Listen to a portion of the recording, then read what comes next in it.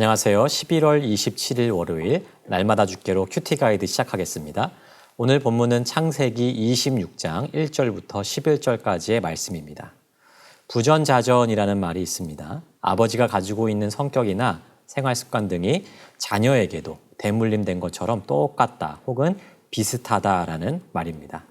우리말로는 그 아버지의 그 아들이라는 표현으로 생각해 볼 수 있을 거예요. 부모는 자녀에게 있어서 가장 가까운 혈육이죠. 그러므로 자녀는 자라면서 부모로부터 많은 것들을 배우고 습득해 갑니다.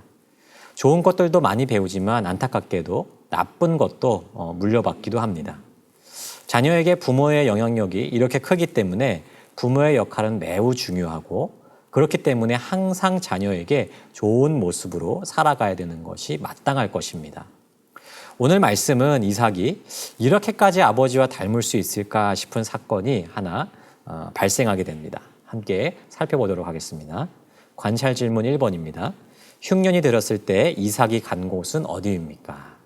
1절을 보시면 그 땅에 흉년이 들었다라고 이야기합니다. 그런데 앞에 아브라함 때에 첫 흉년이 들었더니라는 말을 첨가하면서 아브라함이 경험했던 실패를 떠올리게 하는 그런 불길한 복선 역할을 하는 것을 볼 수 있습니다. 그런데 우리가 느끼는 불길함 그대로 이삭은 기근을 떠나서 다른 곳으로 이동하는 것을 볼 수 있습니다. 그가 간 곳이 어디일까요? 바로 그랄로 갔습니다. 그곳은 블레셋 왕 아비멜렉이 다스리는 땅이었어요. 첫 흉년이 들었을 때 아브라함은 애굽으로 갔습니다. 지금 이삭이 그랄로 간 것은 곧 애굽으로 가기 위한 중간 기착지로 삼았던 것처럼 보입니다. 관찰 질문 2번입니다. 이삭에게 주신 하나님의 명령과 약속은 무엇입니까? 그때 하나님께서 이삭에게 나타나셨습니다. 그리고 그에게 한 가지 명령을 주셨죠. 무엇입니까? 애굽으로 내려가지 말고 내가 지시하는 땅에 머물라는 것입니다. 그리하면 아버지 아브라함에게 했던 약속을 그대로 이루셔서 자손을 하늘의 별과 같이 하시고 이 모든 땅을 그 자손에게 주시겠다는 거죠. 그래서 이삭은 애굽으로 발걸음하지 않습니다. 그냥 그곳 그랄에 머물게 되죠. 하나님은 이삭의 순종을 원하고 계세요. 그리고 그가 이 명령에 순종하게 되었을 때에 아버지 아브라함에게 약속된 것들을 얻게 될 것이다라고 약속받고 있습니다. 우리가 이를 통해 순종은 곧 하나님의 약속을 이루시는 통로라는 것을 알게 됩니다. 관찰 질문 3번 보겠습니다. 그랄에서 있었던 일은 무엇입니까? 그런데 이삭은 그랄에서 참 안타까운 일을 겪게 되죠. 그곳 사람들이 그의 아내에 대해서 물을 때 자신의 누이라고 말한 것입니다. 여러분, 이삭이 자신의 아내를 누이라고 속인 이유가 무엇입니까? 리브가가 아리따운 여성이라서 아내라고 이야기하면 자신을 해하고 리브가를 빼앗아 갈까 두려웠기 때문이에요. 이 이야기는 누구와 참 닮았습니다. 아버지 아브라함과 너무나도 닮아 있지 않나요? 이삭의 이 거짓말은 매우 위험한 것이었습니다.